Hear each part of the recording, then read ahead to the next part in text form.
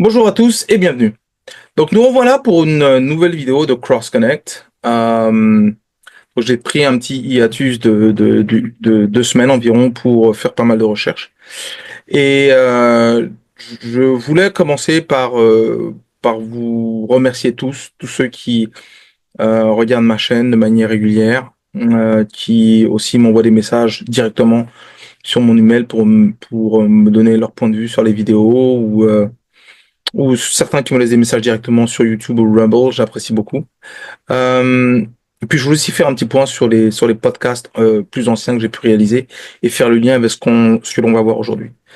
Donc, le but de cette chaîne, encore une fois, c'était de partager le niveau de connaissances qui existe en Amérique du Nord vers la communauté francophone qui se trouve en Europe ou en Afrique. Et de la même manière, je voulais amener la connaissance qui existe dans cette région-là pour l'amener vers l'Amérique du Nord. Ok. Donc c'est pour ça que je fais des vidéos en français et en anglais. Donc pour ceux qui ont déjà vu, j'ai déjà les origines de l'humanité partie 1, j'ai déjà relâché en anglais. Donc pour ceux qui comprennent les deux langues, bon, n'hésitez pas, hein. Il y a les sous-titres sur YouTube et sur Rumble. Donc ça fonctionnera très bien. Donc maintenant, ce que j'ai voulu faire, c'est j'ai voulu commencer avec les 5 preuves de l'existence de Dieu pour casser l'idée que bah en fait il y a pas de logique, il y a pas de logique dans l'histoire de la vie, l'histoire de l'humanité, et que tout cela est fait d'une logique du hasard. Non. Pour ceux qui ne croient pas en Dieu ou pour ceux qui croient en Dieu, je voulais affirmer que Dieu existe et qu'il y a des preuves physiques de l'existence de Dieu, des preuves scientifiques. Le Higgs boson, la structure de l'ADN, voilà. Maintenant, j'ai continué avec les racines du racisme. Les racines du racisme le but était de vraiment démontrer que le racisme est une invention pour pouvoir manipuler les gens. Maintenant, le danger que cela amenait, c'est ce que je disais, c'est que ça amène une forme d'altération de la réalité. Pour ceux qui reçoivent le message du racisme, comme les blancs, leur vision est altérée de ce qu'est le noir ou de ce qu'est l'asiatique ou de ce qu'est l'indien. Sa vision est altérée en se croyant supérieur, parce que militairement, ils ont été supérieurs à une certaine époque. Mais ça ne fait pas d'eux des gens supérieurs. Et je le démontre dans les racismes du racisme où il y a un ensemble de mensonges et une manipulation globale.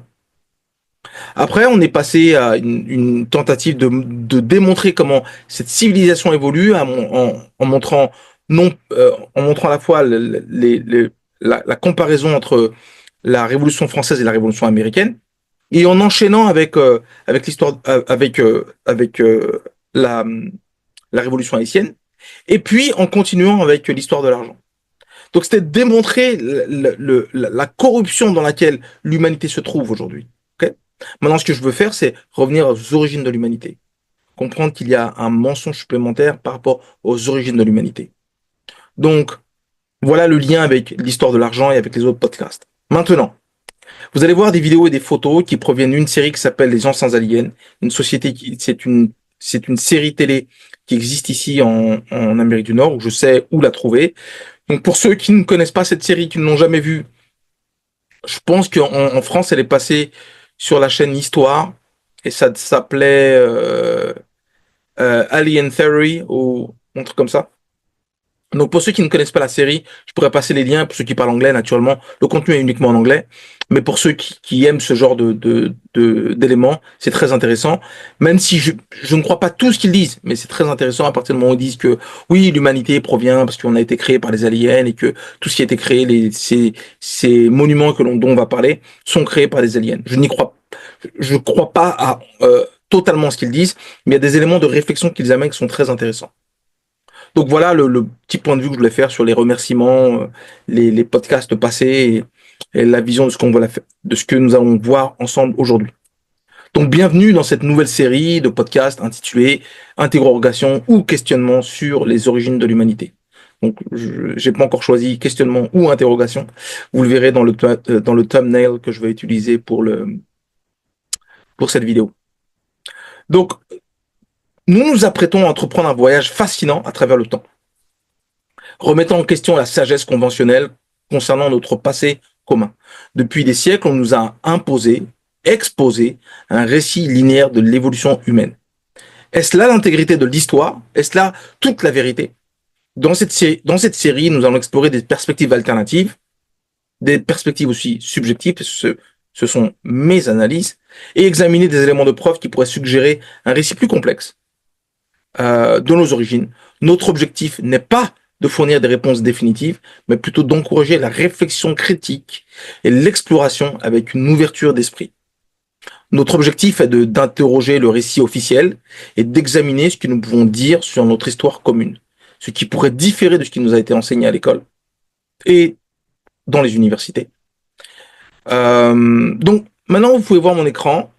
J'aime bien, notamment je suis dans l'informatique, donc j'aime bien faire des présentations. Donc j'ai fait à nouveau des slides sur le sujet. Donc vous pouvez voir en 1, nous allons regarder les mystérieuses structures anciennes qui questionnent notre vision du passé. Donc il y a différentes anciennes structures dont je voudrais parler dans cette partie 1, que nous allons voir maintenant. En partie 2, nous verrons le déluge ou le grand diviseur. Moi, je l'appelle le déluge étant le grand diviseur. Pourquoi? Parce qu'il est la séparation entre cet ancien monde et le monde d'aujourd'hui. Okay, mais littéralement sur plein d'éléments. À la fois, je veux dire, d'une manière spirituelle et physique. Aujourd'hui, c'est un phénomène qui a été prouvé comme s'appelant le Younger Drives. Je vais expliquer la vision scientifique du Younger Drives et je vais expliquer l'implication de ce que cela induit, notamment l'histoire autour de l'histoire de Enoch et l'histoire du déluge. Okay. Maintenant, en partie 3, nous verrons les théories alternatives sur l'origine et l'évolution de l'homme. Donc, je vais avoir un point de vue sur la civilisation sumérienne et sa connexion avec les Anunnaki, cette fameuse race extraterrestre qui serait venue sur Terre pour créer la race humaine et pour exploiter les ressources sur Terre, notamment l'or. Je vais expliquer ça, peut-être pas en détail, mais je vais expliquer un petit peu le raisonnement qui provient de cette série Anciens Aliens. Je vais donner mon point de vue sur le sujet, avec des ramifications qui touchent notamment le Moyen-Orient, l'Afrique, mais également l'Amérique du Sud. Et en partie 4, nous verrons les récentes découvertes qui modifient notre perception du passé. Donc, est-ce que l'ADN et l'horloge circadienne sont des éléments sont des éléments clés? Est-ce que cela définit tout ce qui définit l'être humain et d'où nous venons? Cinquièmement, il y aura une grande conclusion, naturellement. Vous savez que moi, je suis quelqu'un bon, je ne dis jamais quelle est ma foi ou la religion que je pratique, mais pour ceux qui savent, j'ai toujours un point de vue, je veux dire, qui touche Dieu. Donc, il y aura une partie, notamment, qui touchera naturellement la parole de Dieu et le chemin qui a été le nôtre. Et donc, pour introduire un petit peu le sujet, je dirais que nous étudierons les éléments de preuve issus de l'archéologie, de la génétique, de la mythologie et d'autres domaines, en nous posant toujours la question suivante. Et si notre histoire recelait plus de mystères que ce que l'on nous a laissé croire? Au pire, c'est une manipulation complète. Au mieux, c'est simplement un manque de connaissances. Mais je crois plus à la pire version, à la manipulation. Donc, rejoignez-nous afin que nous remettions en question des postulats, explorons des controverses et cherchons une compréhension plus approfondie de notre patrimoine humain commun. N'oublions pas que poser des questions ne vise pas à rejeter des faits établis ou de rejeter en bloc tout ce qui a été étudié ou tout ce qui a été compris jusqu'alors, mais à élargir notre perspective pour envisager toutes les possibilités. Êtes-vous prêt à reconsidérer votre vision de l'histoire humaine? Donc vous n'avez pas eu l'occasion de dire oui ou non, mais je vais le faire quand même. Commençons notre exploration du monde énigmatique de notre passé ancien. Donc, vous verrez qu'on va aller dans différents lieux. On va aborder différents lieux. Donc, je vous mettrai les titres des différentes sections pour que vous ne soyez pas perdus, naturellement, comme d'habitude. Donc, dans notre époque actuelle, des technologies modernes sont utilisées pour la construction des grands édifices, permettant de creuser, tailler et soulever des pierres. Ces machines, fabriquées par l'homme, surpassent en taille leurs créateurs et interviennent là où des milliers d'hommes seraient nécessaires pour faire ce travail. Mais nous utilisons plutôt des technologies hydrauliques pour accélérer la méthodologie. On a des architectes, on a des ingénieurs qui regardent la structure des matériaux, la résistance des matériaux, mais sans ces technologies hydrauliques, nous ne serions pas capables de faire ce travail avec la rapidité avec laquelle nous exécutons cela. Donc, sans ces technologies, des réalisations modernes telles que les gratte-ciels contemporains et les grandes constructions euh, actuelles n'auraient jamais pu être accomplies. Cependant, il y a des milliers d'années, et quand je dis des milliers d'années, c'est pour moi même des centaines de milliers d'années en arrière, les anciennes civilisations ont réalisé l'impensable en construisant des monuments et des temples d'une complexité massive qui défient toute explication simpliste quant à leur capacité à le faire en utilisant d'énormes pierres et des techniques de sculpture sur pierre extrêmement complexes et raffinées. Sans comprendre d'où vient cette expérience, parce qu'on verra que certains spécialistes de ce type de sujet disent qu'il faut une certaine expérience pour faire cela. Donc même si vous avez la technologie, il faut l'expérience. Mais on ne retrouve pas d'éléments qui prouvent cet approfondissement de l'expérience. On ne voit pas un enchaînement de monuments qui évoluent avec leur complexité. On voit simplement l'établissement de monuments absolument gigantesques et absolument complexes dans leur fabrication. Donc, ces énormes blocs sont utilisés, dont certains euh, pèsent 1, 2, 3, 4 tonnes, mais on passe à plus de 100 ou 200 tonnes. On passe à des pierres gigantesques de 1000 à 1200 tonnes. C'est quelque chose qui aujourd'hui constituerait littéralement quelque chose d'impossible de nos jours, même avec nos machines modernes. Pourtant, il y a des milliers d'années, des individus taillaient des blocs dans du roc solide. Dans du roc solide, je parle de granit, la pierre la plus dure sur la planète, les déplaçaient sur des centaines de kilomètres pour enfin les hisser en place avec afin de les hisser, je veux dire, en hauteur, à des centaines de mètres en hauteur, en place avec une telle précision que cela laisse perplexe les observateurs et ingénieurs d'aujourd'hui. Cependant, comment pourraient-ils parvenir à cela? Selon l'histoire et l'archéologie traditionnelle, ces blocs de pierre massifs ont été taillés à l'aide de marteaux, de ciseaux et de fils de cuivre, ou bien utilisait-il des technologies anciennes inconnues de l'histoire contemporaine? Donc on va explorer certains d'entre eux. Donc l'Égypte avec les pyramides qui est le monument le plus incroyable qui ait pu être réalisé sur la face de cette planète. Oui, nous sommes tous familiers avec les pyramides en tant que ces imposants monuments composés de millions de blocs de pierre. Cependant, à Gizeh, les pyramides ne sont pas les seuls monuments exceptionnels. Les temples de la vallée sont également remarquables. En effet, les pyramides sont exceptionnelles et construites avec des millions de blocs de 2 à 3 tonnes chacun. Donc, chaque bloc, 2 à 3 tonnes chacun. Vous verrez la facilité avec laquelle on déplace des blocs de 4 ou 5 tonnes. Donc vous comprendrez pourquoi des blocs de 2 à 3 tonnes chacun qui composent la structure extérieure des pyramides, c'est absolument exceptionnel. Mais par contre, ces temples qui pouvaient être comparés à la grandeur des pyramides sont néanmoins construits avec avec des blocs de 100, voire parfois 200 tonnes.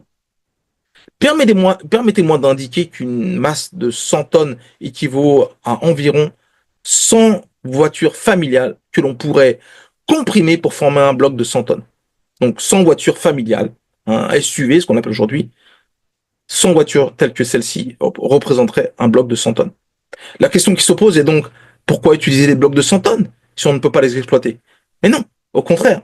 En réalité, on utilisait des blocs de 100 tonnes ou 200 tonnes parce qu'ils pourraient les utiliser, parce qu'ils avaient la capacité de les utiliser.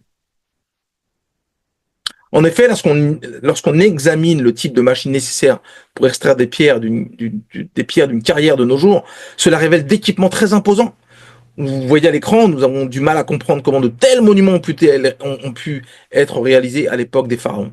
Est-ce réellement en 2500 ans avant Jésus-Christ que les pyramides ont été construites?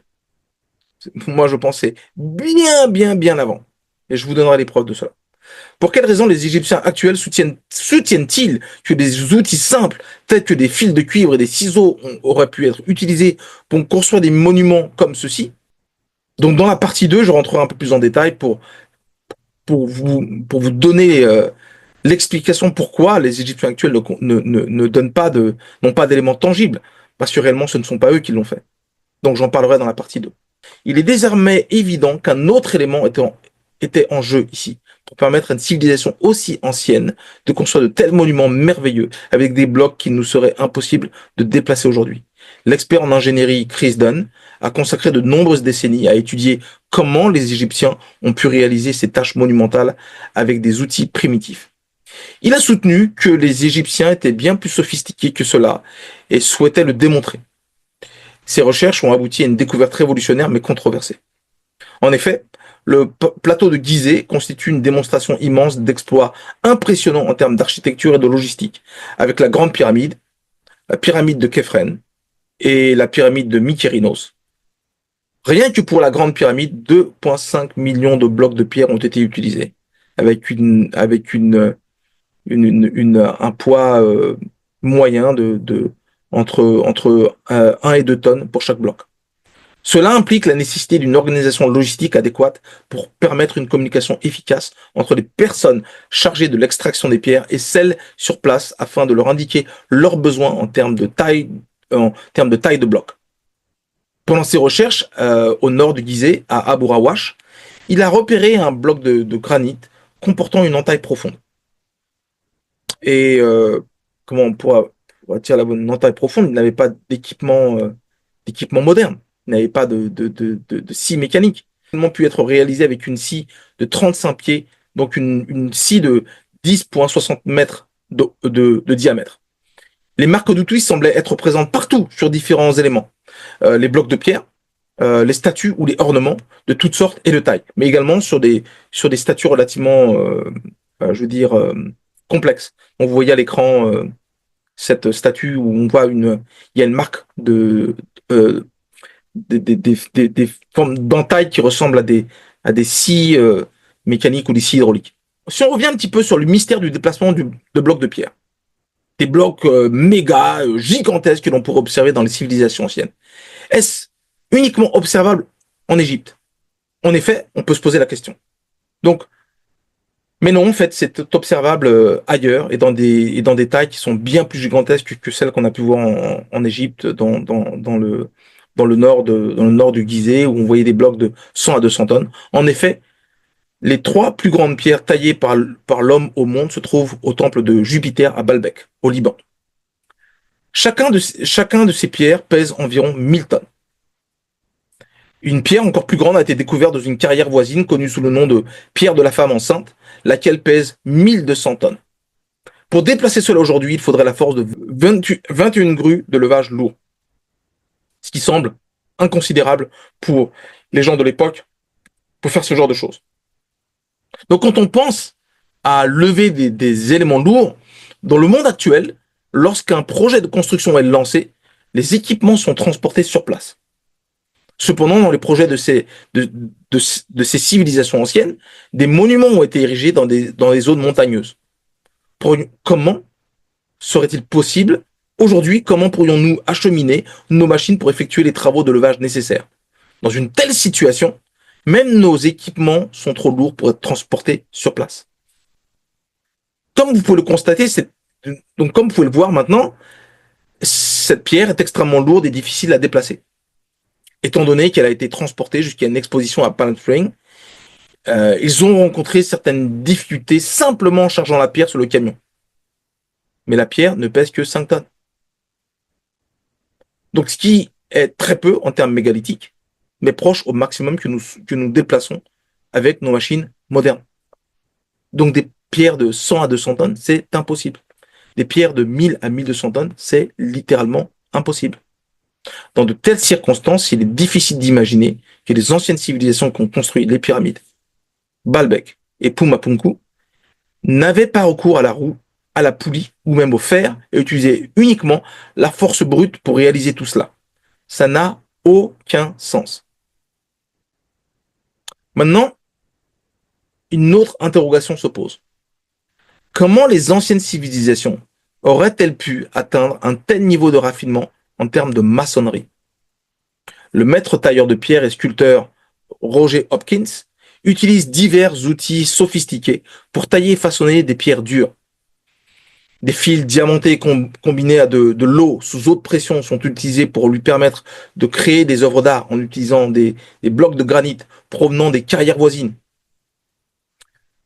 Maintenant, malgré l'utilisation de ces outils avancés, Hawkins est incapable de reproduire les achèvements des anciennes civilisations qui datent de milliers d'années en arrière.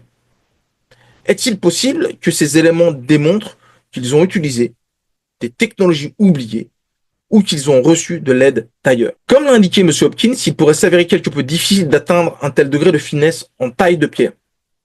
Mais même en disposant des outils adéquats, cela requiert un vaste niveau d'expérience pour y parvenir. Donc ça veut dire que ça ne se fait pas du jour au lendemain. On ne peut pas acquérir une telle dextérité sur la manière de créer des monuments de si grande taille avec des pierres aussi dures. Ça demande de l'expertise et de la dextérité et naturellement de l'expérience. Apparemment, il ne disposait ni de l'expérience, ni des outils nécessaires. Il y a d'autres éléments qui existent ailleurs qui sont aussi raffinés, aussi complexes que les pyramides ou le temple de Baalbek, ou Pumapunku est extrêmement complexe, mais il n'y a rien qui prouve une évolution dans l'expertise et l'expérience. Mais les outils nécessaires, on ne retrouve rien pour réaliser ce type de projet, et pourtant, ils les ont réalisés. Maintenant, passons à d'autres sites archéologiques. On va aller en Bolivie, à Pumapunku. Donc Pumapunku, c'est un vaste complexe de temples situé sur le haut plateau en Bolivie. Les archéologues spécialistes estiment que le site remonte à environ 200 ans avant Jésus-Christ, ce qui est risible. Les individus qui ont édifié le site ne semblaient pas disposer d'une langue écrite ni d'outils sophistiqués. Pourtant, ils ont érigé la structure la plus complexe au monde. Le site de Pumapunku est une démonstration évidente de l'utilisation de technologies qui déconcertent les archéologues traditionnels. Les vestiges découverts à Pumapunku sont tout simplement extraordinaires. Cela défie toute logique. Un aspect à prendre en considération est que les pierres s'emboîtent non seulement parfaitement les unes avec les autres, comme dans un jeu Tetris, ce qui révèle un niveau de conception et d'utilisation de machines remarquable, car cela nécessite des concepts de mathématiques et de géométrie dépassant largement les nôtres. Nos programmes informatiques actuels rencontrent encore des difficultés à réconcilier tous les éléments présents à Pumapunku en termes de forme géométrique, en termes de gravure, en termes d'assemblage avec les différentes pièces les unes avec les autres. De plus, certains de ces blocs pèsent entre 40 et 50 tonnes chacun. Les plus grosses pèsent jusqu'à 150 tonnes. Donc, sans aucun moyen de les déplacer ou de les amener ici, comme des arbres. C'est une élévation au-dessus du niveau de la mer qui est bien trop élevée pour avoir des arbres. Donc, il n'y a aucun arbre autour. D'après M. Hopkins et son expérience en taille de pierre, il est indéniable que les compétences de taille de pierre des anciennes civilisations étaient extrêmement avancées, dépassant largement nos capacités actuelles. Ce qui est presque incroyable quand on y pense. L'autre aspect concerne les plans de coupe qui sont tout simplement impressionnants. Et certaines des découpes réalisées sont totalement incroyables et extrêmement difficiles à réaliser aujourd'hui avec une telle précision que nous ne sommes pas capables de répliquer. Malgré le temps actuel et d'achever un certain niveau de précision euh, deviendrait un challenge extrêmement important malgré la nature avancée de nos technologies modernes. Donc encore plus surprenant est la précision remarquable. Les incisions de la taille sont si précises que l'application d'une légère pression avec le bout du doigt pourrait même vous couper. Maintenant, permettez-moi de vous demander comment vous imaginez que les anciens ont pu réaliser un tel niveau de précision et de perfection dans cette taille de pierre et dans la taille des pierres qui ont été utilisées pour accomplir de tels exploits. C'est incroyable. Aujourd'hui, il n'y a pas de réponse qui puisse satisfaire la curiosité. Même les théories les plus alternatives, les plus folles, ne donnent pas de réponse. Donc maintenant, nous allons voyager comme un aigle qui voyagerait à la vitesse de la lumière. Nous nous retrouvons à Sacsayhuaman. Parmi les montagnes qui s'élèvent à 6 000 mètres d'altitude, la civilisation Inca a fondé sa capitale Cusco, qui a perduré pendant 300 ans jusqu'à l'arrivée des conquistadors espagnols au XVIe siècle. Au-dessus de Cusco, perché à 3 000 mètres, se dresse l'enceinte fortifiée de Sacsayhuaman. Ceci constitue un autre vestige de la construction monumentale réalisée par une ancienne civilisation, mettant en avant un travail impressionnant de la pierre. Les Incas ne revendiquent cependant pas cette œuvre pour eux-mêmes et affirment que le site original a été construit il y a longtemps par une race antérieure, non nommée, dirigée par un puissant dieu nommé Viracocha. Cependant, la question de son existence demeure incertaine, mais le site ne manque pas de mystères clairs quant à sa construction. Les plus petites pierres pesant jusqu'à environ 20 tonnes sur le site de Sacsayhuaman. Encore une fois, il est important de rappeler que de nos jours, pour déplacer de lourdes pierres, nous utilisons des machines lourdes. En revanche, les Incas ne bénéficiaient pas de cette technologie et devaient compter sur d'importantes forces de travail humaines travaillant pendant des heures interminables. Donc on peut imaginer cette race ancienne antérieure même aux Incas qui nécessite, qui estime, l'estimation aujourd'hui, c'est que pour déplacer une tonne, il faut environ 10 à 20 hommes. Donc, ainsi, pour déplacer les pierres à Sacsayhuaman pesant jusqu'à 100 ou 150 tonnes, il faudra des milliers d'hommes. Il est également essentiel de reconnaître les réalisations de cette civilisation.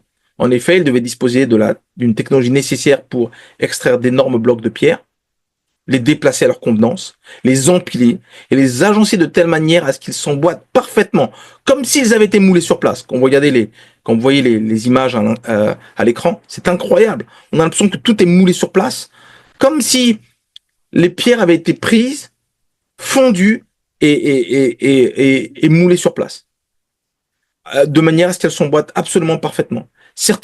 Faut comprendre que certaines de ces pierres sont constituées de granit, composées de feldspath, de mica, de quartz, les pierres parmi les plus dures de la planète, nécessitant des outils à pointe de diamant pour les abraser ou les tailler.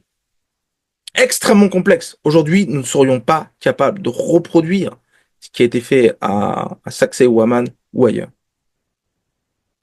Même pour une civilisation technologiquement avancée comme la nôtre, il est littéralement considéré comme une tâche impossible de réaliser ce qu'ils ont fait. Cependant, ils ont réussi à le faire contre toute attente. Mais comment? C'est la question à 1 million de carats. Peut-on réellement croire qu'ils ont utilisé les outils de l'ancienne boîte à outils alors que les Égyptiens semblaient obtenir des résultats tout aussi étonnants? Mais les Égyptiens d'aujourd'hui disent qu'ils ont utilisé des fils de cuivre, des pelles. Avant de conclure avec d'autres exemples, retournons brièvement à Pumapunku, un site qui, à mes yeux, illustre de manière inégalée l'utilisation d'une technologie inconnue. Tout d'abord, il est possible de constater que les blocs de pierre mesurent environ 8 mètres de longueur et pèsent plus de 100 tonnes chacun. Donc il y a des pierres, ça dépend, mais de 40 jusqu'à 100, 130 tonnes. Cependant, à une altitude de 4000 mètres de mètres dans l'altiplano, les arbres ne poussent pas. Donc, comment les anciennes civilisations auraient-elles pu transporter ces gigantesques blocs de pierre si lourds? Le matériau, comme mentionné précédemment, est basé sur le granit, la roche la plus dure sur la planète. Cependant, tous les blocs sont dispersés partout, comme si un gigantesque cataclysme avait balayé toute la région. C'est totalement surréaliste. Donc, on peut imaginer que ce monument a été créé avant le Younger Dryas, avant le déluge, et que le déluge aurait dispersé cette masse de pierres. Mais comment, puisque ces pierres sont si gigantesques, si lourdes, comment cela a pu-t-il être le cas? Les scientifiques de renom restent perplexes quant à la manière dont une structure aussi massive aurait pu être créée. La plupart des scientifiques pensent désormais que ce site a été construit il y a environ 2000 ans. Mais en 1945, au début, c'était 200 ans avant Jésus-Christ. Après, c'était poussé à 2000 ans. Maintenant, en 1945, Arthur Poznański a proposé une vision alternative selon laquelle le site serait beaucoup plus ancien, probablement antérieur au déluge. Car l'alignement des étoiles à cette époque suggérerait une date aux alentours de 15 000 ans à 20 000 ans avant Jésus-Christ. Donc, ce qui remonterait donc avant le déluge ou le Younger Dryas. Le phénomène du Younger Dryas ou du déluge est estimé à environ 12 000 ans avant Jésus-Christ. Jusqu'à présent, Pumapunku demeure une énigme. Les scientifiques conventionnels ont initialement pensé de manière moqueuse que le site avait été créé avec des outils primitifs. C'est risible, hein? Mais les preuves d'une technologie de précision très, très, très avancée contredisent cette vision. Quelques exemples. Les angles de taille de pierre sont très précis, à 90 degrés. Des coins précis, c'est une chose. Mais vous avez des trous de forage très difficiles qui traversent des roches de granit de part en part. suggérant l'utilisation de technologies modernes plutôt que d'outils primitifs. Suggérant l'utilisation de technologies modernes plutôt que d'outils primitifs. Comment cela aurait-il été possible il y a 20 ou 25 000 ans? Certains penseurs non conventionnels estiment qu'avec l'aide d'origine surnaturelle, la conception complexe en pierre suggère clairement un outillage avancé, des mesures précises et même une technologie de découpe basée sur des lasers. Toute analyse de Pumapunku suggère un niveau avancé de planification, de logistique et d'accès à une technologie de pointe que l'on ne connaît pas aujourd'hui, que l'on ne maîtrise pas aujourd'hui, que nous n'avons pas aujourd'hui. Parfois, même avec des petits trous de forage, comme vous pouvez le voir à l'écran, ne sont pas réalisés de manière aléatoire, mais avec la précision des machines lorsque des outils électriques ou hydrauliques ont été utilisés et que toutes les pierres ont été vitrifiées, rendant la surface aussi lisse qu'un plan de travail de cuisine. Si des machines ont utilisé, où se trouve la preuve? Où se trouve-t-elle? Des analyses et des tests ont été réalisés afin d'étudier la différence entre la technologie de découpe au laser d'aujourd'hui, la scie en diamant moderne par rapport au style de découpe original de Pumapunku. Vous pouvez voir à l'écran, en examinant au microscope, Chris Dunn a observé les différentes techniques de coupe. Malgré l'impact du temps et de l'érosion sur le site original de Pumapunku, les analyses révèlent que des différences distinctes existent. La découpe au laser montre un certain degré de vitrification en raison de la chaleur intense appliquée sur la roche, tandis que la scie diamantée moderne laisse des marques circulaires. Cependant, l'original de Pumapunku révèle l'utilisation de technologies différentes. Il y a la vitrification, donc il y a de la chaleur qui a été appliquée, mais avec une précision et un absence de marque circulaire. Donc maintenant, je vais vous donner, avant qu'on termine, je vais vous donner un petit panel d'anciens sites avec des photos qui va vous donner une perspective que ce n'est pas uniquement en Amérique du Sud ou en Afrique que l'on retrouve, ou au Moyen-Orient que l'on retrouve ce type de monuments. Il y en a plein d'autres, notamment toujours dans le Moyen-Orient, mais dans des pays différents. Göbekli Tepe, le premier temple au monde. Göbekli Tepe, en Turquie, datant l'estimation de 9 000 ans avant Jésus-Christ, pour l'instant, la datation estimée beaucoup plus ancienne que cela, mais c'est la datation officielle actuelle, demeure l'un des sites archéologiques les plus intrigants.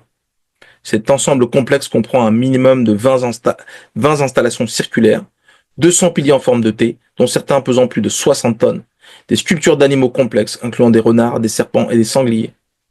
La complexité de Göbekli Tepe soulève des interrogations sur les compétences des êtres humains préhistoriques, étant donné que ce site-là précède la poterie, la métallurgie, voire même l'agriculture.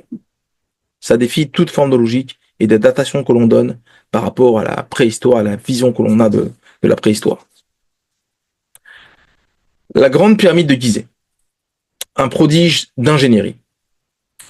Encore une fois, la grande pyramide est estimée à 2560 avant Jésus-Christ, je n'y crois absolument pas. Je pense qu'on peut remonter plusieurs centaines de milliers d'années en arrière. La grande pyramide de Sène nous a impressionnés par sa précision. Sa base est parfaitement plane avec une tolérance de 2,1 cm. Ses côtés sont alignés selon les points cardinaux avec une précision allant jusqu'à 0,06 degrés. Des prouesses d'ingénierie semblant presque impossibles étant donné les limitations et les supposées limitations technologiques de l'époque. Et je donnerai plus de détails sur les 3 pyramides de Gizeh parce que je dois donner plus de détails sur la complexité de cette construction et le manque de compréhension des Égyptiens actuels qui veut dire ce qu'il veut dire, hein, que ce ne sont pas eux ni leurs ancêtres qui ont fait les pyramides. Les mystérieuses boîtes noires de Saqqara en Égypte. À proximité de la pyramide de Djoser en Égypte, 24 boîtes noires en forme de cercueil présentent un autre mystère. D'une part, ces boîtes sont composées de granit solide d'Assouan, extrêmement difficile à travailler, parmi les plus durs sur la planète. Chaque boîte pèse plus de 100 tonnes avec des couvercles, juste le couvercle, 30 tonnes. Conçu pour être hermétique avec une précision remarquable, l'objectif et le mode de construction de ces boîtes demeurent inconnus, ce qui a donné lieu à diverses théories sur leurs origines.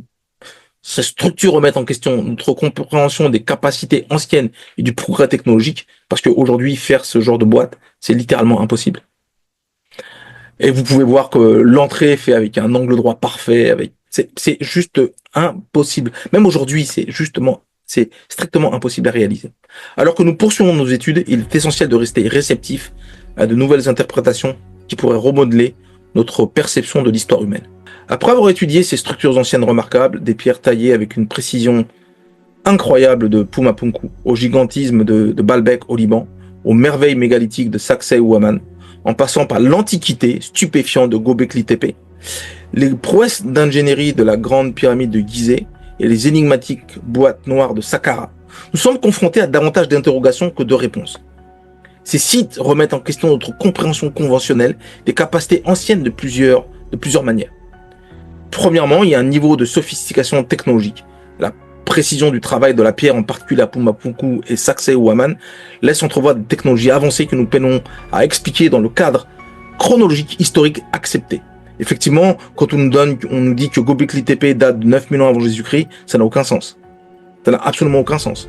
Parce que même les Grecs n'ont pas été capables d'y réaliser des constructions aussi gigantesques. Pareil que pour les Romains. Ils ont réalisé des prouesses, mais pas aussi grandes que celles réalisées à Göbekli Tepe. Compétences en ingénierie. La construction de la Grande Pyramide et le transport de pierres massives sur différents sites témoignent de compétences en ingénierie qui semblent dépasser leur époque, même dépasser la nôtre. L'Antiquité face à la complexité. La découverte de Göbekli Tepe repousse l'origine de l'organisation sociale complexe de milliers d'années, nous obligeant à reconsidérer la progression du développement humain et sa chronologie. Fonction inexpliquée. Le dessin des structures telles que les boîtes noires de Saqqara demeure un mystère, suggérant des objectifs et des connaissances perdues au fil du temps. Ces structures énigmatiques nous incitent à nous interroger non seulement sur la manière dont elles ont été construites, mais aussi sur les raisons qui les ont motivées. Il est suggéré que nos ancêtres auraient pu posséder des connaissances et des capacités bien au-delà de ce que l'histoire traditionnelle reconnaît. Alors que nous poursuivons l'étude de ces sites, il est impératif de rester ouvert à la possibilité que l'histoire de la civilisation humaine soit bien plus vaste, plus complexe et bien plus élaborée que ce qu'on veut bien nous dire aujourd'hui. Je vous remercie pour votre temps sur cette partie 1. J'espère que cela vous a plu, comme cela m'a plu de faire ces recherches et de vous donner un narratif autour de ce sujet. Et on se retrouve jeudi prochain pour la partie 2. Effectivement, ce que maintenant je vais faire, tous les mardis, il y aura la partie en anglais. Et tous les jeudis, il y aura la partie en français. Donc je m'engage à tenir ce rythme-là. Et d'autre part,